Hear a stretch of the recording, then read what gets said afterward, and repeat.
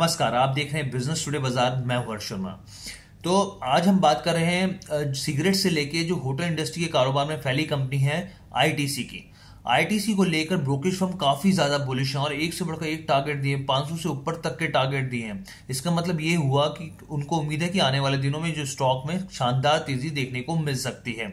अगर आप गौर करें तो पिछले 2 साल में इस स्टॉक ने पैसा निवेशकों का डबल कर दिया है और यहां तक कि जो ब्रोकरेज फर्म का साफ तौर पर कहना है कि कई जो एफएमसीजी कंपनी है उसके मुकाबले आईटीसी का जो वैल्यूएशन है वो काफी कम है। अब मैं आपको कुछ बताता हूँ ब्रोकरेज फर्म ने क्या क्या किया और क्या टारगेट दिए और खास बातें जो कही हैं जो खासकर आपको सुननी चाहिए एज ए निवेशक के तौर पे। देखिए, सबसे पहले एचएसबीसी की बात करते हैं। एचएसबीसी ने साफ तौर पे यहाँ पे खरीदारी की सलाह दी है। उनका ये जो टारगेट है वो 490 है। अब उसने कहा क्या है, उसने साफ तौर पे कहा है कि जो एफएमसीजी कारोबार में ये विनिंग कारोबार आईटीसी ने खड़ा कर दिया है।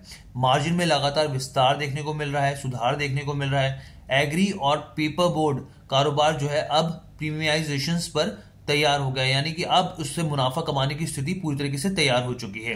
इसके अलावा उन्होंने ये भी कहा कि होटल इंडस्ट्री से रिटर्न शानदार आ रहे हैं। यहां पर उन्हें एक बस कंसर्न जताया कि सिगरेट जो बिजनेस है उनका टैक्सेशन को लेकर अगर एक चुनौती अगर उसमें बढ़ोतरी होती है तो फिर एक चुनौती हो सकती है।